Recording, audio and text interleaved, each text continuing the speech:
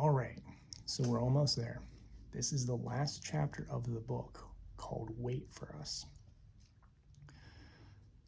There's a lot of impatience around ET contact because people want it now. They want to experience now, they want to see it now, they want to perceive it now, they want it now. What they don't understand is that there are two sides of this. One, you have to be ready. And when I say you have to be ready, I don't mean that you say you're ready. I mean that you actually are ready. A lot of people say they're ready. They think they're ready, but they're not. You dig down into it, and there's still fear. There's still vibrational issues. There's still trauma that's stored. There's still healing to do. They still have emotional reactions to things rather than responding. They still have all these different things that create blockages in their vibration to keep them from experiencing because of that polarity. And beings that are good and benevolent aren't going to come to you if they know your reaction is going to be, oh my God, oh my God, oh my God, and you're going to run away in fear. At least not when you're conscious. That doesn't mean they don't come to you in your sleep and that they don't come to you in other ways, but they're going to come to you in ways that are not going to promote fear, which usually means you are not awake or you don't remember. So you have to be ready, and being ready means doing the work, raising your vibration, doing the work.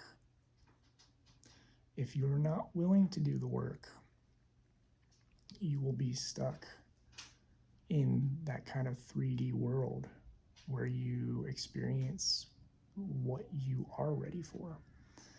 But if you're going to do the work, if you're going to meditate, purge, clean your vessel through eating healthy habits, work on being your authentic self, responding versus reacting, doing all these things we've talked about, as many as you can anyway.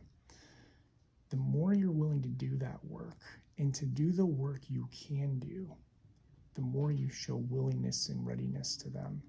It's not necessarily about raising your vibration to you have to be this vibration to experience them. That's not the case. It's about raising your vibration so you can experience them in a safe and healthy way where you are not negatively affected by their presence. That takes work by you. It's your choice. It all comes down to your choice, not theirs. Your choice. So if you don't choose to do the work, you may not ever experience them in a personal way. But if you choose to do the work, you'll experience them long before the public ever does. Because the public landings, the public contact, that's not coming for a while. At least I don't believe it's coming for a while. It's all going to start individually to help people on an individual level so that there isn't mass panic and trauma and stuff from people seeing beings they never thought existed appearing one day in the public eye. So we're contacted individually, and that means doing the work to do that, to build relationships, to build friendships, to raise your vibration. Doing that work if you want those outcomes. But remember, you can choose to do the work. You can choose to raise your vibration. You can choose to be a better human. That is your choice. That does not mean they have to come. They are conscious beings. They have choice too. They can do whatever they want, but they respect energetic laws. They respect the laws of karma. They respect other laws. That's why they ask questions. That's why if they're going to do something, they often ask you, Will you allow me to do this? Will you accept our help? Will you do X, Y, Z? Always know what you're accepting. That's up to you to ask those questions to get clarification. They respect the energetic laws, so they will ask you and try to do their best to respect those laws. Now, some people might say, yeah, but they took me at night and I didn't give them permission. It's, well, in a way you do, because your soul does. And in a way you do because you might have given permission without ever knowing it, that you were giving permission. This is why we work on protections and doing all kinds of other things to become our sovereign self and do this work. But even when you are your strongest, fullest, energetic self, even when you are your most powerful, even when you are at your highest levels of vibration that you've ever been at, they don't have to come. It's like telling a friend who lives in New York, say you send them say you live in LA and your friend lives in New York and you've never met them before. Maybe you've met them online somehow, so you have their email address and you say, hey, I've done all this work. I'm ready to see you and meet you. Can you come? You send the email out. The invite's out there. They get the invite. They're like, okay, yeah, I can do that. When is up to them. You have done the work. You have raised your vibration. You're working through things. The when is up to them. They have the choice to come to you. They have the choice to say you're ready or not. They have the choice to say they want to work with you. Some of them are actually working with me. It's not just friendship. They're actually working with me, doing work. They have that choice, as do you. So you can be like, I am ready, I'm prepared, come on. Their response is going to be, wait for us. Just wait, be patient. It comes when it comes, divine timing. Whenever we're ready, we will come to you. We will prepare you more if you need more preparation. And to understand that when you say you're ready, does not mean you're ready.